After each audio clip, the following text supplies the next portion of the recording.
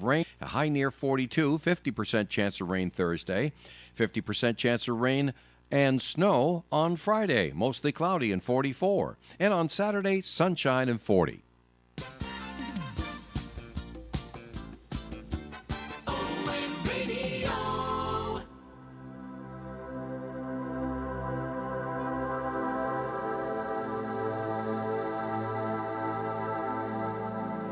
Welcome to Behind the Paranormal with Paul and Ben Eno. How does quantum physics affect our ideas about the afterlife? What are demonic possession and exorcism really all about? What's the difference between reincarnation memories and ancestral memories? Hello and welcome to the 979th edition of Behind the Paranormal with Paul and Ben Eno, coming to you from WOON AM and FM radio in Woonsocket, Rhode Island, on the Paranormal Radio app from TalkStream Live, on YouTube, and via TuneIn.com. I'm Ben, and that was Paul, and today we bring you our first open line show of 2023, with a focus on questions we've received from listeners outside the United States.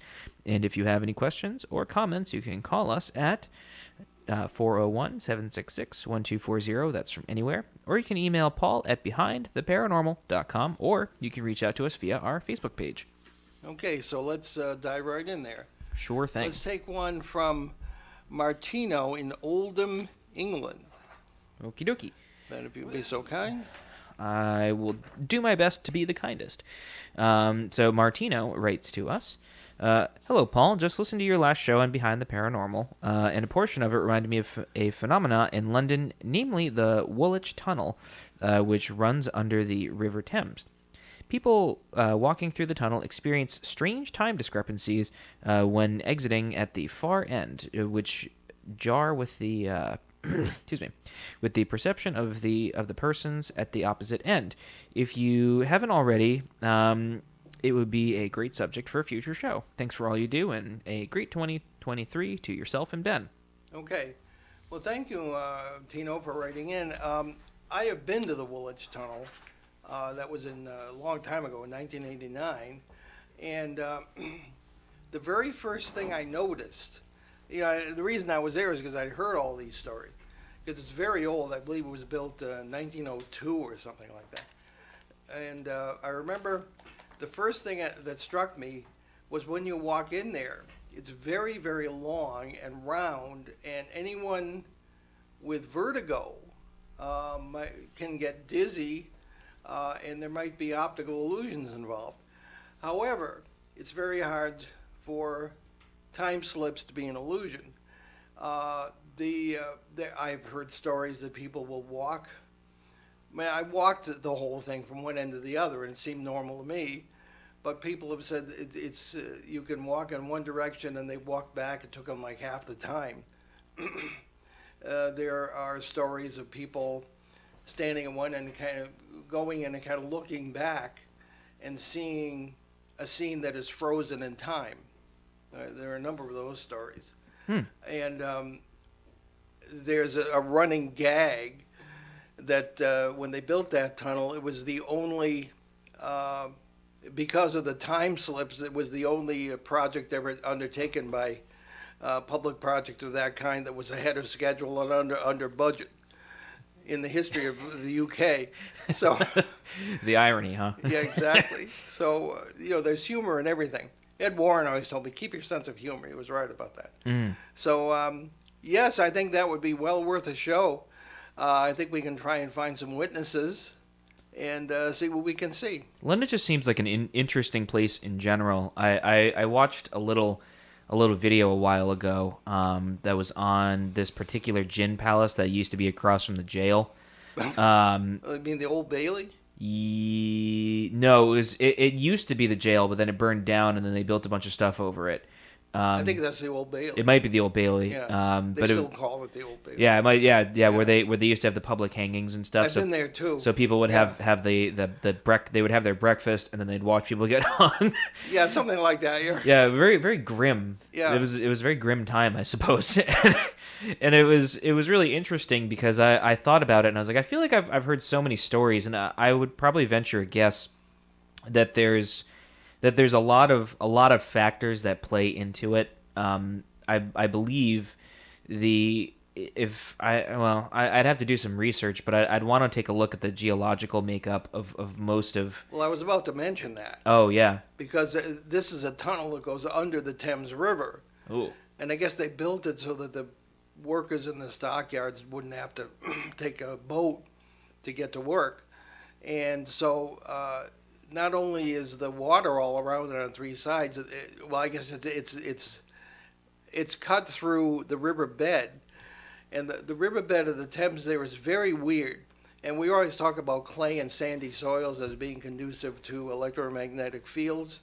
That's especially true. It's really a goopy kind of substance, and it liquefies. So that may have something to do with perception and EM fields. Possibly. Yeah. Or perhaps even some sort of.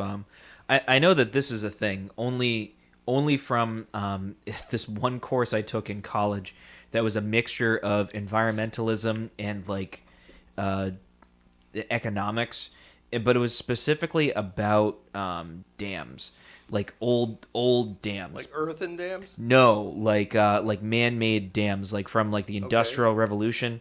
Yeah.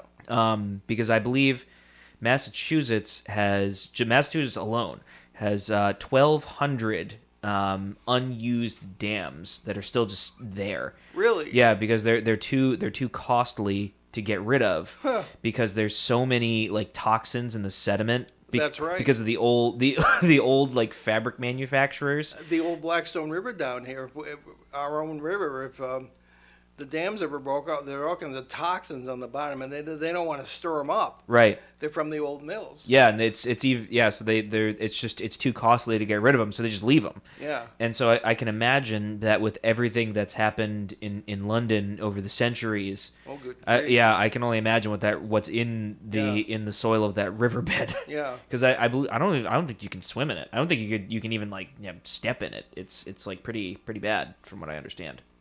Well, I think it's cleaner than it used to be. Yeah, it might be cleaner now, Yeah. but the sediment settles, and if you stir it up, that's Now, when. you said you didn't like London when we were there in 2012, and because we were going somewhere else.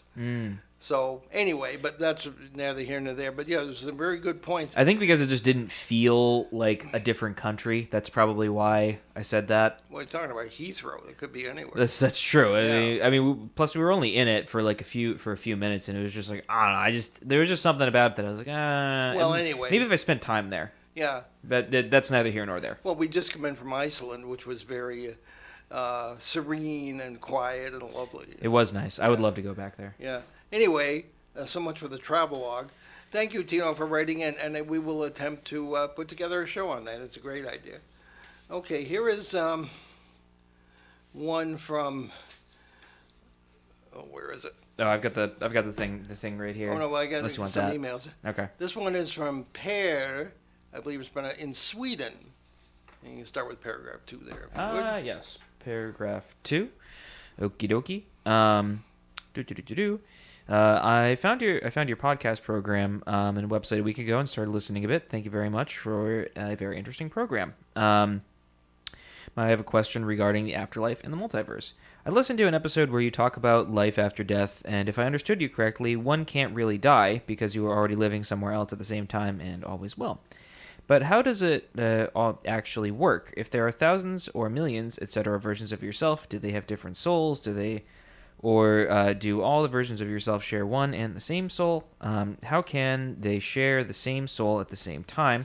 Or do they have different souls? If they have different souls, one version of one dies, doesn't that mean that the individual dies? Or even if a copy of that individual stuck with another soul lives on somewhere else, would that not be like if there are a lot of clones of yourself in a lot of different worlds, but if someone could make clones of me that will be surviving somewhere in another world and I die, that would mean that I would survive because there are cloned copies of me. Would I still die? I read this article called Why the You in the Afterlife Wouldn't Really Be You in Scientific America. What do you think about those arguments? Okay, very good question and very good points, Per. Thank you. I think there are 2 points that we're always emphasizing, but can be very difficult to understand. One is time. There is no such thing. Well, there is in the sense of it's a function of our consciousness. But physics has pretty much proven over the last century and a half that there really is no objective time, and that what we consider past, present, and future are simultaneous. It's just that we experience them as past, present, and future. And how do we experience them? Point number 2, consciousness. It's all about consciousness. In my opinion, we are, yes, we're living all sorts of lives in many different parallel universes because point number 3, all possible outcomes do exist in concrete reality somewhere or somewhen in the multiverse, a term we did not invent. We didn't come up with any of these concepts.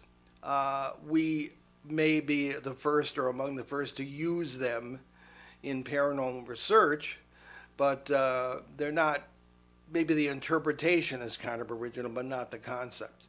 I refer you to the brilliant work of Jacques Vallée, of Anthony Peake, and other people of that caliber, even Fred Alan Wolf, the distinguished physicist who has been on this show and talked about this.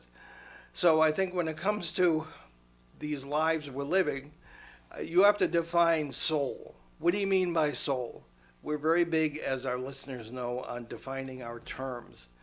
So if you're talking about the soul as the animus, the inner being, the life, the consciousness, sure, I think that is definitely shared among all our facets, a term we use to talk about the various lives we're living in parallel realities. They, in my opinion, make up our subconscious here. And in those parallel lives, this life here that we're living is part of the subconscious there. That's how we know so much. We always use the example of prodigies like Mozart. How does a 4-year-old kid who's had little or no musical education sit down and start composing brilliant piano concerti?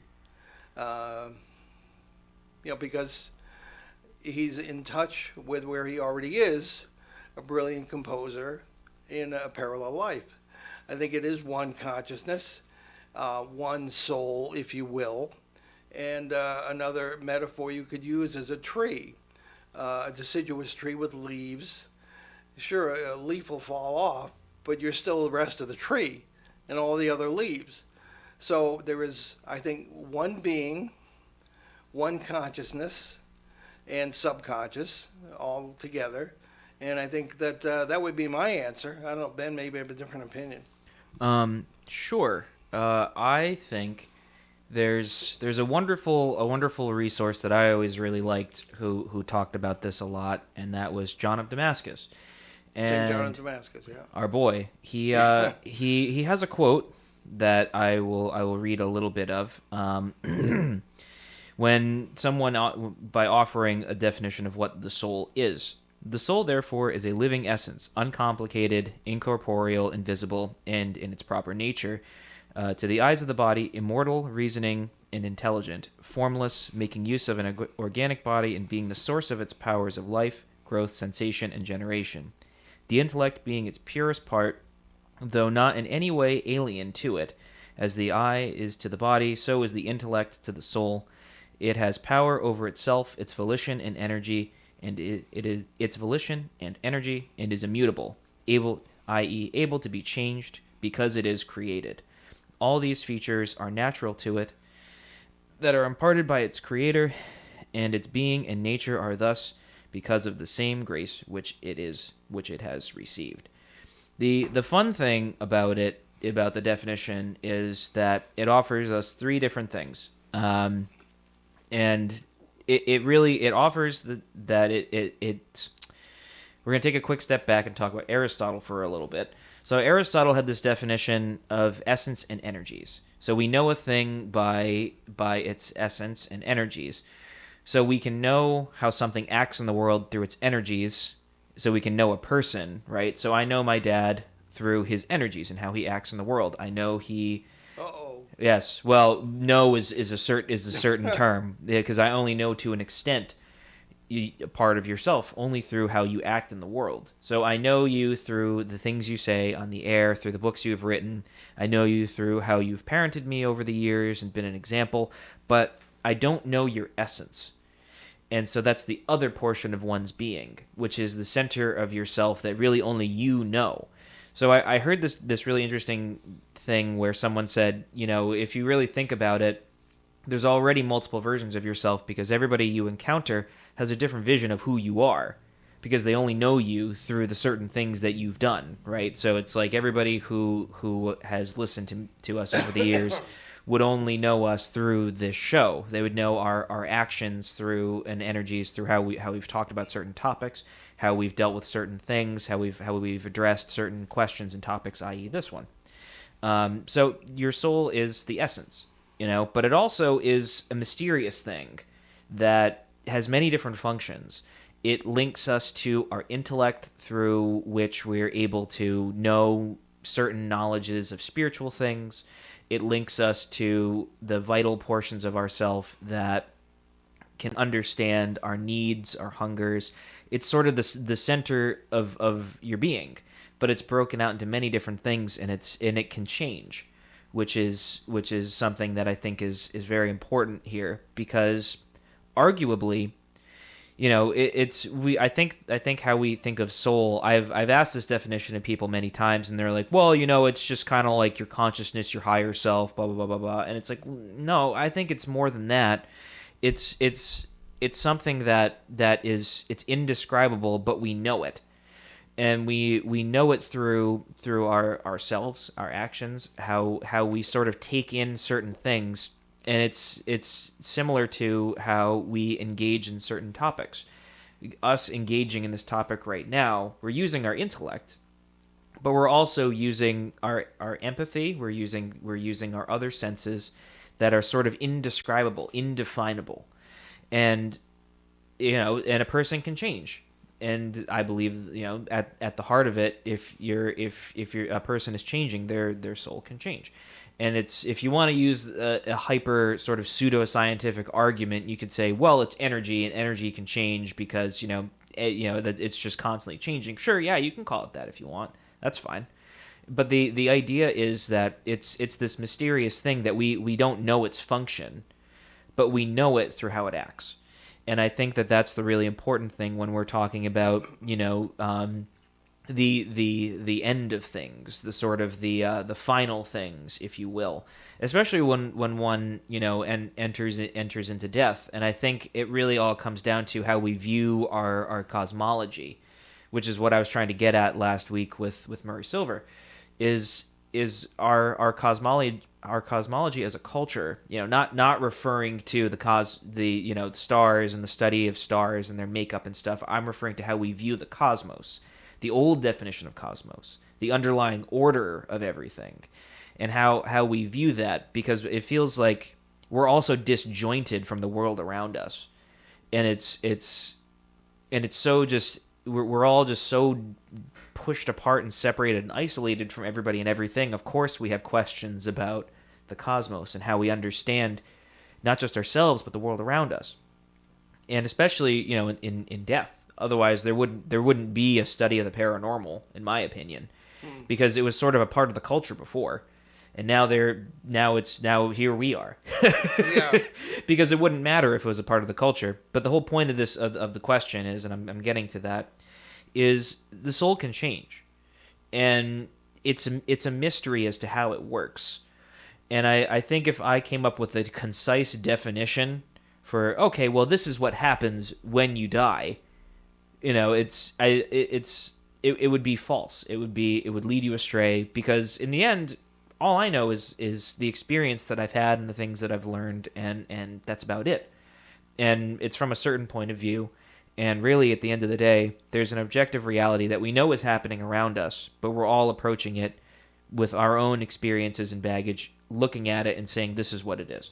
But really, I think the mystery of it is in the experience of it, because the soul in and of itself is just something you can't really define, but we know that it informs every aspect of our being. And if the soul continues on, not even as an individual, it's sort of a portion of our body is what it is. And it allows us to interact with knowledge. It allows us to interact with spiritual things. It allows us to sort of dictate ourselves and, choose whether to do, good, bad, indifferent, whatever. It's sort of this thing that should point us in the right direction if we allow it to. And sometimes we do and sometimes we don't. It's a very complicated thing. And I think how we as modern people view ourselves is just very disjointed. That, okay, well, there's body and there's spirit, and my soul is the immortal thing that's me, that's guiding a flesh machine. And that's not really it. It informs every portion of your being. And your physical body and whatever is a part of that. And so in this multiverse thing, right? Arguably, just because it's all separate doesn't mean it's not you. It's Right. like, just because I'm your son, Dad, doesn't mean I'm not an extension of you. And it's to some extent we're all an extension of each other. I think the problem is breaking That's out of my point. right. So Yeah. the problem is, you can't think of yourself as an individual in, okay, well, I'm me now, I'm going to be me forever in these many different worlds. That's not really it. It's that we're all extensions of everything else. Well, I agree with that. One further point, of course, these are difficult concepts to grasp in a society that is very narcissistic. And the island theory is something that I think we're always talking about has to be rejected, because the island theory says that everything we are, everything we were, everything we will be is within us, implying that it's within our bodies, and then we're ultimately separated from everyone else. Nothing could be further from the truth. And so I think if you become more multiverse aware, as we say, the island theory makes less and less sense. And one point about Christianity in particular, it's not about how to die. Christianity is about how to live. Judaism is about how to live. I think every faith path should be about how to live, not how to die. Because the dying takes care of itself. How you live determines the bed you make in the multiverse for all your facets. That's how I would put it. So, okay, we're going to move on to another question. Can we take our break now? If you'd like. Okay. And then we'll have a nice, clear transition into another question. You're listening to Behind the Paranormal with Paul and Ben Eno on WOON 1240 AM, 99.5 FM in New England's beautiful Blackstone River Valley. Open line show today. We'll be back with more questions, so stick with us. Hi, I'm Greg Bell, the host of When Radio Was. Why, Mortimer! Bill, Is that you under that blindfold? Bill, with this thing on, I can't see who I am. No, I imagine not. Can't you see anything at all under that blindfold? On a clear day, I can see the blindfold. You can. Yeah. When Radio Was, shows from the past for today's imaginations. When Radio Was airs Monday through Friday, right here on ON 1240 Radio at 11 a.m. and 11 p.m. You can depend on us for public service. ON Radio. Okay, welcome back to Behind the Paranormal with Paul and Ben Eno on WOON Radio, AM and FM. And let's get back to our questions. We're concentrating today on questions from overseas listeners in many different countries. So one fellow who appears on just about every show is Peter Shelley, but he is most definitely out of the country in Bogota, Colombia. So let's take Peter's questions for the week. Peter is an occasional guest co-host of the show, too. Sure. Okie dokie. And Peter writes to us, hi, Paul and Ben. What are your paranormal-related goals for 2023, and how do you plan to make them happen? Well, that's an interesting question. Paranormal-related goals. Well, want to finish the book we've been talking about, which is Behind the Paranormal 3, Uneasy Skies, about the UFO phenomenon. That'll be based on the formats of our other Behind the Paranormal books in that series. They will be looking at the interviews we've had with some of the greatest names in that field over the years, and plus our own experiences. So we're working on that. There is an enormous media project we cannot discuss, so there's that. And we're still doing, the flap area cases. We hope to get back to Pennsylvania in the spring, and a couple of other areas too. I'm trying to get that done. I'm getting up there in years, so I want to get as much in this year as possible. And our goals are just to learn more, do it better, hone what's good, and eliminate what's bad in our theories and methods. And that's, I don't know, how would you answer the question, Ben? I think it's there's a really important lesson that I've been trying to live out in my life that I think is very important, which is transforming one's self for the better. Improving one's habits, health overall, and doing my best to be a better person. And we all struggle with a lot of things, and I am 100% not perfect, so I'm trying my best to be better. And I guess that sort of relates to paranormal stuff, because I am I get distracted very easily. I've been trying to write an essay for our book for the last couple of years, and I got very far in it, and then I put it aside because I was like, I need to go back to this when I have a clearer head and I have less going on, because oh boy, does life like to throw you curveballs. A wise person once told me that as you age, your problems don't go away; they just change. And so I'm doing my best to try and finish up this essay that I think is very important, because Murray brought up this thing last week, and I talked a little bit with Peter Shelley about it a little later. Speaking of Peter, where Murray was kind of giving like the history of the paranormal in the United States over the past few years, and I wish I didn't even think to bring it up, but Peter brought it up. Was like, oh, I really want to know what he thinks of what's going on now, and I was like, that's a really interesting point, and I thought about that for a bit, and I was like, oh, I wonder what the next step is, and I think there's some big stuff kind of happening in the world that is that's really going to define the next sort of generation of things to come, and it's not going to be great, I think, but at the end of the day, it's just a story that just repeats itself over and over again. And so really all you can do is just kind of do the best you can every day, and try and be a good person, and just kind of do what you can. So I guess really the goal is as much as it doesn't sound paranormal, it is, because the world is paranormal right now, and ironically we're the ones that are that are doing the thing that's not crazy. Because it's kind of like the world's been flipped on its head, and we're kind of in this paradoxical time where everybody's kind of crazy and delving into their own little echo chambers, and it's kind of like it's very hard to keep yourself balanced. So I think the goal is to be as balanced as possible in the coming year. Well said.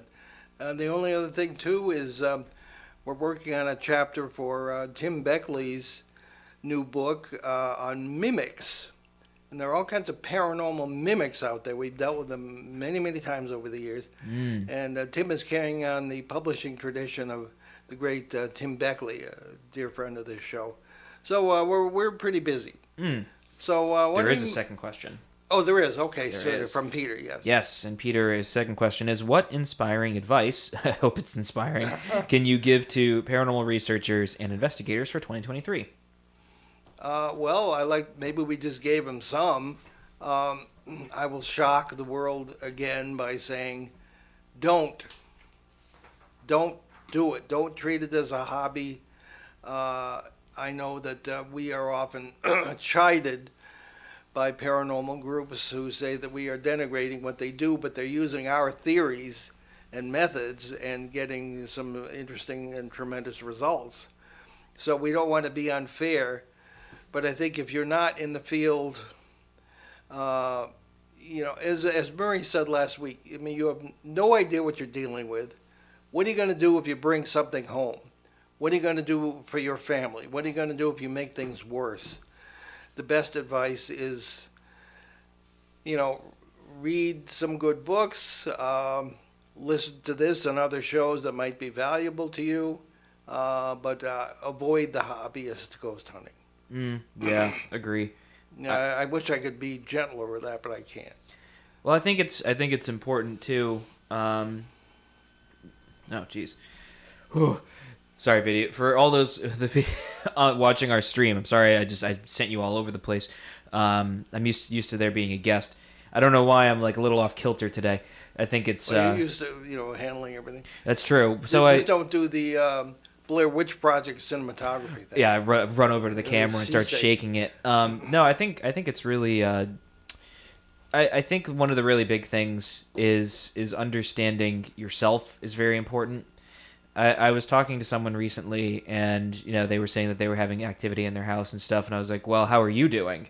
Right. And they were like, "What do you mean?" And I was like, "Is everything okay? Like, do you?" And she was like, "Well, it's funny you mentioned that. Where there's some trouble going on, blah blah blah blah." And I was like, "Well, I'm not a counselor, but maybe you should go see one." And it's like a lot of the that's everything. A lot of this stuff is I pretty much said it's a symptom, not the cause. Exactly. And so it's like, we should really look at ourselves first before, saying the devil made me do it, because because really at the end of the day, we're the ones that are kind of bringing our stuff into the experience. Not to say that there's not negative entities out there. There definitely are, but we don't help it.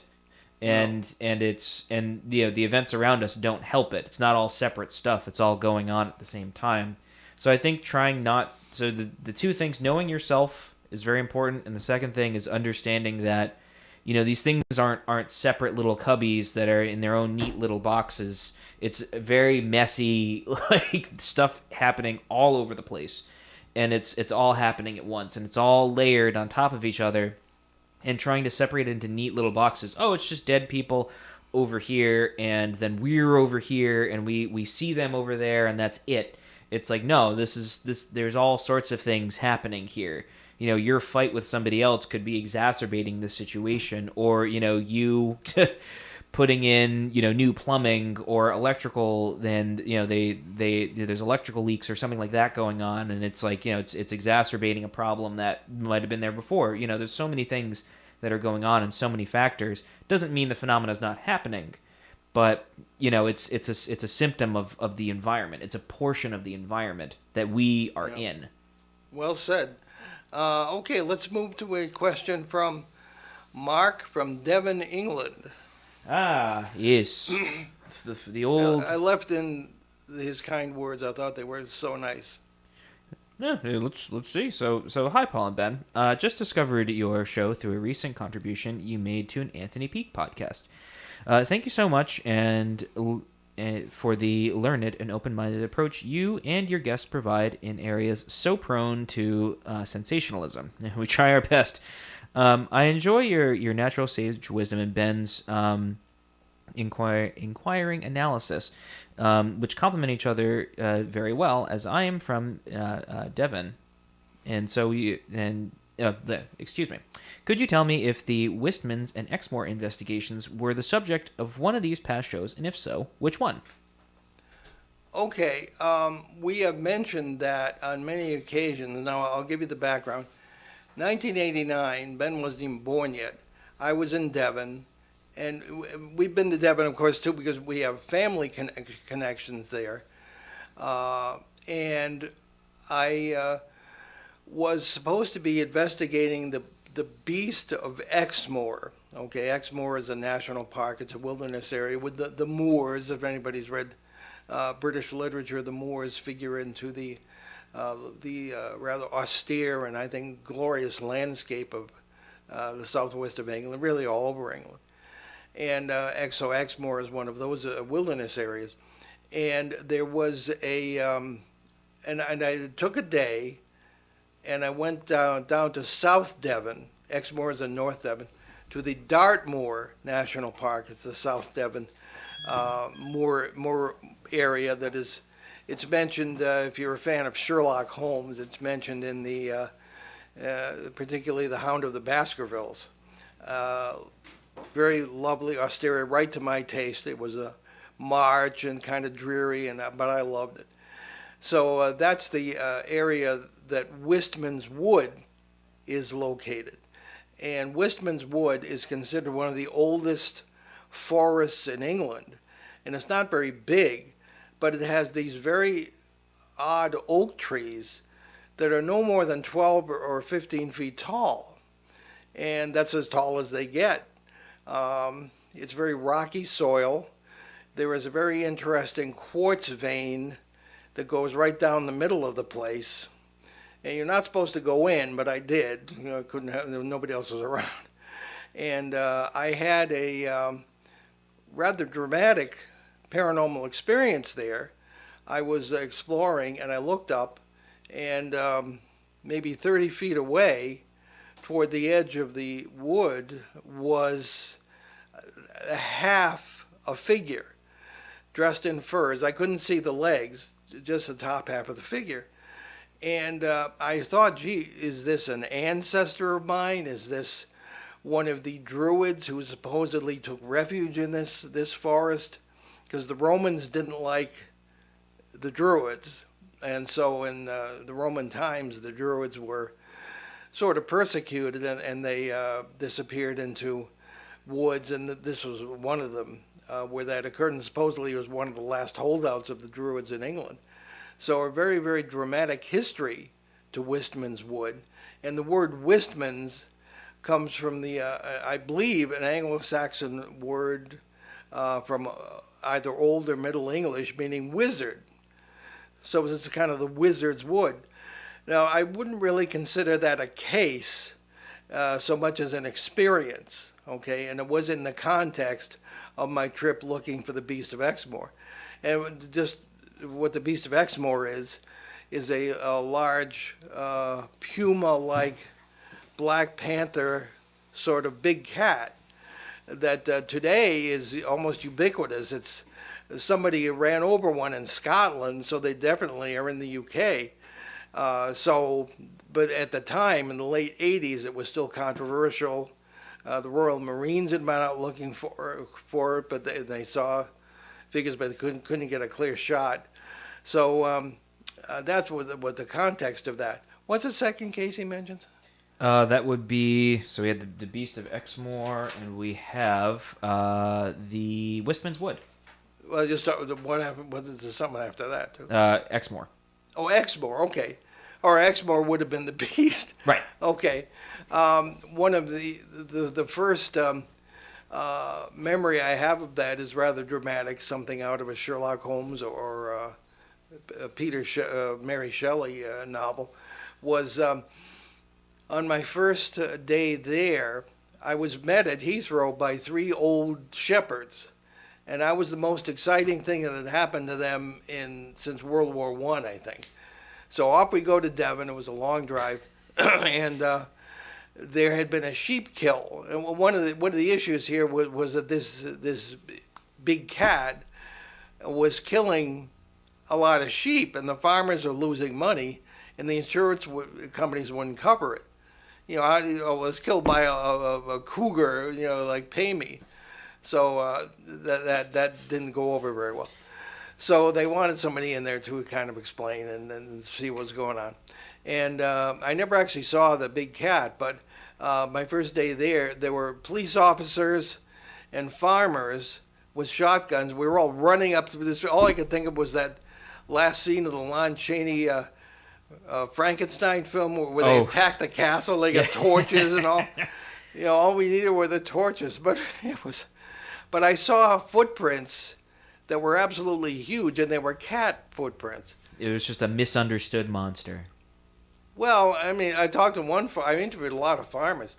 I talked to one farmer who'd seen two at the same time. Jeez. And since then, there have been photographs. And I was working with a man called Nigel Brierley from Bishop's Nympton up near Moulton, South Moulton in Devon. And it's ironic because the family reunion we missed in October went to South Moulton. I said, oh my gosh, I know people there. So anyway, that's what that was about. But we have no particular shows on those subjects. Or I think we might have done one a while ago. yeah, I would refer you to, Mark, to a film called Lions of the East. I believe it's on YouTube. It's one of our good friend Alexander Petikoff's films. It's really good. And I'm in there talking about that case and the Mansfield Mystery Cat from Massachusetts, which came kind of shortly after that, or a few years after that. So, but maybe we should, I keep looking through the shows because we have been mentioning these things kind of all along. I don't know why, but I feel like, well, maybe we never did a complete show on it, but we may have answered like listener questions on it. I think we have discussed it a number of times. Yeah, I don't think we've ever done like a full show on it. We could always do that because there's probably fun little details that we could add. But we're coming up on our 1,000th show. You'll have to excuse us, but we don't remember the subject or whatever we want. So. No, our encyclopedic knowledge only takes us so far. Yes, exactly. We are limited. So, what do we have? One from Facebook there? Sure. Let's see. Doop-a-doop-a-doo. You know what? Let's take Bernie from Banfield in Argentina. Banfield, Argentina. Yeah. Didn't sound very Argentine. I looked it up, and it's a suburb of Buenos Aires. So is it actually? It is. Yeah. Fascinating. So Bernie writes, your ideas on parasites are very interesting, and I am looking forward to more shows on possession and exorcism. Are your ideas really that different from the traditional ones, or do you just use different terms? I think that's a very good question. I refer you to our show 2 weeks from today with Dr. Richard Gallagher, who is a psychiatrist from New York, who works with Roman Catholic exorcists. And he has a lot more experience at that than I have, I think. Oh, that's certainly. it. Yeah, that's yeah, gonna be really 25 years. interesting. So you might want to listen to that show. But the point that we make, we use different terms, but it's a good question. How different are our ideas from the traditional ideas? And the traditional ideas, I would say, are that when it comes to any kind of possession, it's a demon, a servant of Satan, who has that theological background and is trying to destroy a child of God. Okay, our ideas are, I think, more in line with what I've seen, and that's that these are parasitical entities who come and feed upon us, whatever energies we're producing, particularly in a negative situation. As we discussed with the previous question, and that they would feed upon that. And the whole possession phenomenon, when I was working with a priest myself in the 70s, did not strike me as all that theological. I have seen them in other contexts use our own theologies against us, mimic, as will be this part of the subject of this chapter we're writing for Tim Schwartz, that they will pretend to be one of your loved ones, pretend to be something else in order to eat, just as other mimics in nature do. So I think my experience of exorcism and possession is way beyond the limited theology that we place on it. These are alien creatures. People are always asking me, is there a personal devil? Well, I mean, I'm far more interested in a personal God, which I believe in wholeheartedly. But you want to see the devil, I think sometimes you just have to look in the mirror or read the news. I don't care about any kind of thing. Like, I care about God. I care about grace, positive nature. I care about uplifting things, and I care in the sense of helping other people with it. But I know that our approach works by displacing the negative energy with positive energy, with prayer, love, even humor in a positive sense. That's really worked. And I don't know, Ben, what say you? Well, I guess it kind of depends on what your definition of traditional is. Right. There's sort of the Western idea that we've kind of discussed a little bit, which is it's demons that are very, very organized. They're an organized force to be reckoned with. Well, they are. And they're essentially... But I would call them demons. It's funny. I heard this really kind of funny thing. I don't remember if it was C.S. Lewis who said it, but somebody said that, the demons or sort of demonic forces always take on the thing that people kind of fear the most. And for C.S. Lewis, it was bureaucrats. So if you ever read the Screw Tape letters, it's like they're very organized and whatever. And evil can be very organized. I mean, yes. It can, and that's, the World War II is a great example of that. Precisely. But at the same time, it's always, it's chaotic at the same time because it destroys order, right? It's the opposite of order, which is good and unites us all. And, it's things can be created and, but it's, really only evil has the power to destroy, and that's about it. And it can't really create anything, and anytime that's ever happened, it just always goes bad. But if you look at the ancient version of what possession is, it refers to this thing that kind of got sort of turned into the seven deadly sins.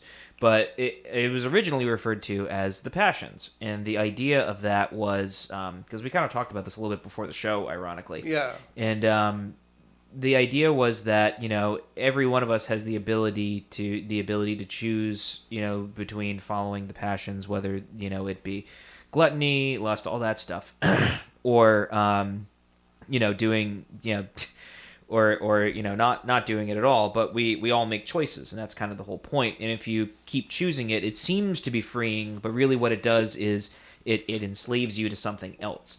And so there's a reason why liquor is referred to as spirits, because it can take over you and possess you in a way where you need it. It's a physical need. Yeah, and or it's drugs. Right. That's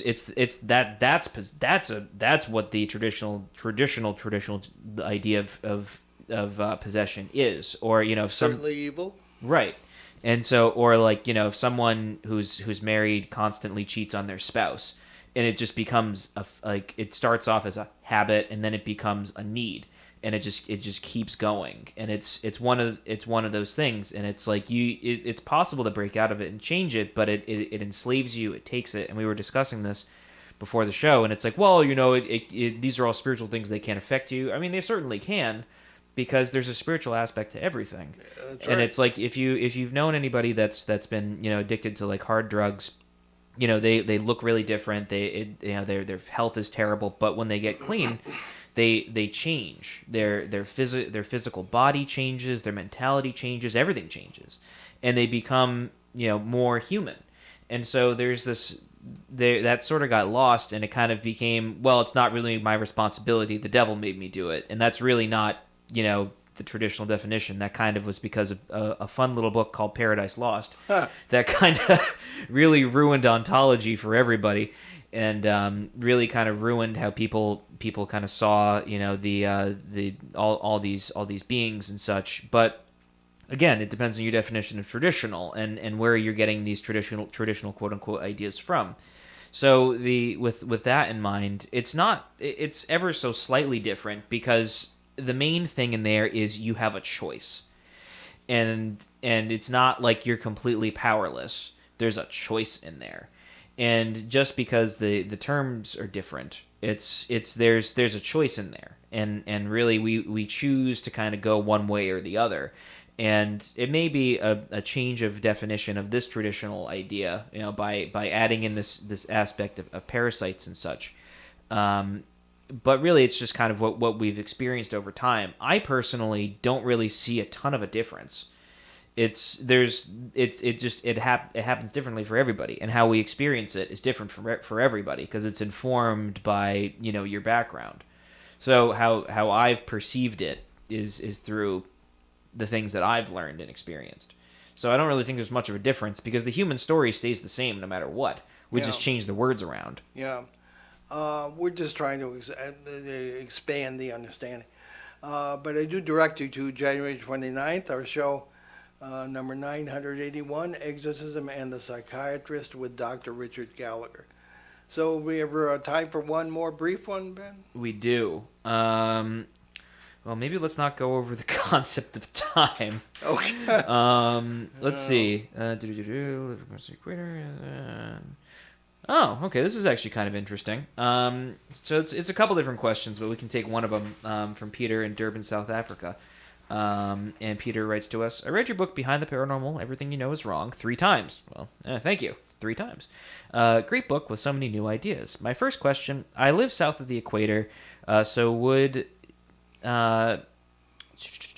paranormal characteristics of winter holidays you have described be reversed as our seasons are? That's a very interesting question.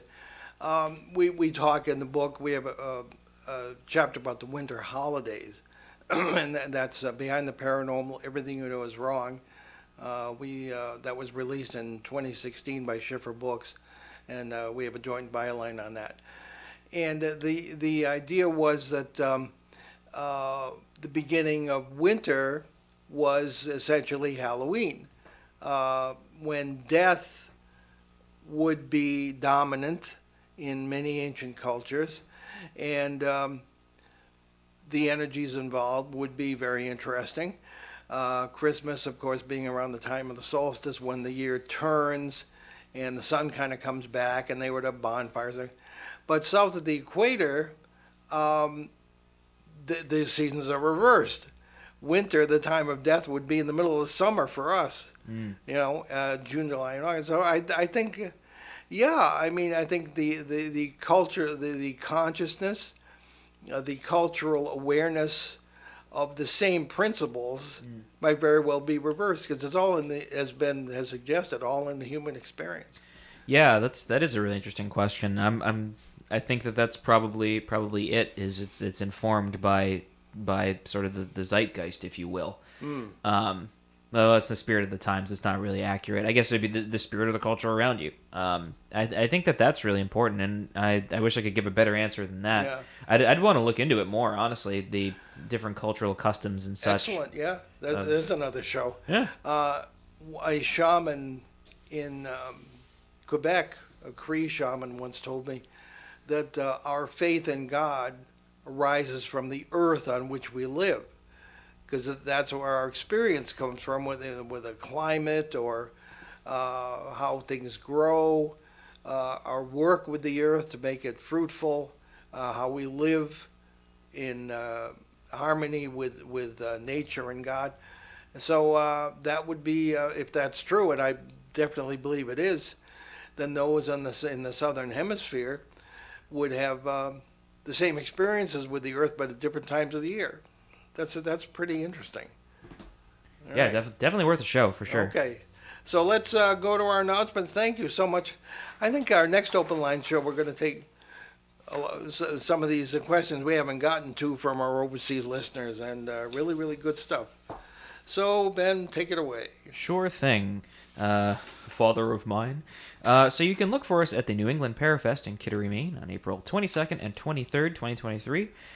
We will not kick off the event with a live show on April 16th as we had hoped, because we have to do a rebroadcast on that date. Yeah, it's a holiday. We're not going to be able to do a live show. Oh, that's right. Yes. That's yeah. It's Easter. I was looking at that and I was like, there's definitely something important going on that day. Yes. Man. Oh boy. Well, unless Tom Spitaleri wants to do it at a different time, we could do that. Yeah, I mean it's possible, but we'll cross that bridge when we get there. We will, yes. Actually, we got all our show. Anyway, so we'll be at the Para Expo 2023. No holidays there. Aboard the USS Salem at Quincy, Massachusetts, May 19th, 21st. We'll be among the speakers and will broadcast live from the ship on Sunday, May 21st. and other events of 2023, which we or my father will be present, include the Exeter UFO Festival in September and the Arizona Dowsers Conference in October. Sorry to step on you there. Sorry. You can visit our show website, behindtheparanormal.com, where you can find over 1,100 hours of our regular shows and special broadcasts since 2008 from CBS Radio, Achieve Radio, and here on WOON AM and FM. You can also hear many of these broadcasts on the major podcast platforms, including iTunes, Apple Podcasts, and YouTube.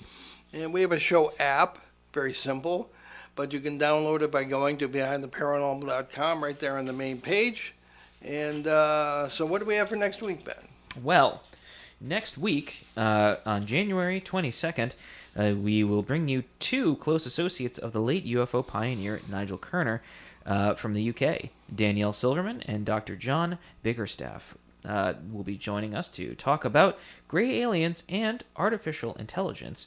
So plan to call in or get your questions to us at paul@behindtheparanormal.com.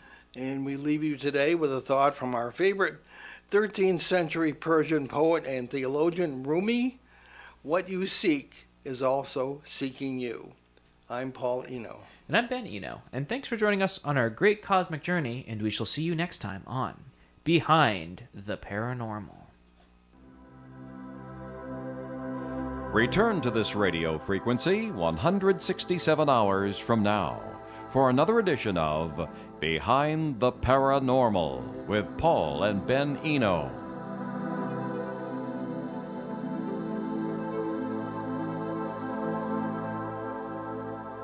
Broadcasting live and local daily.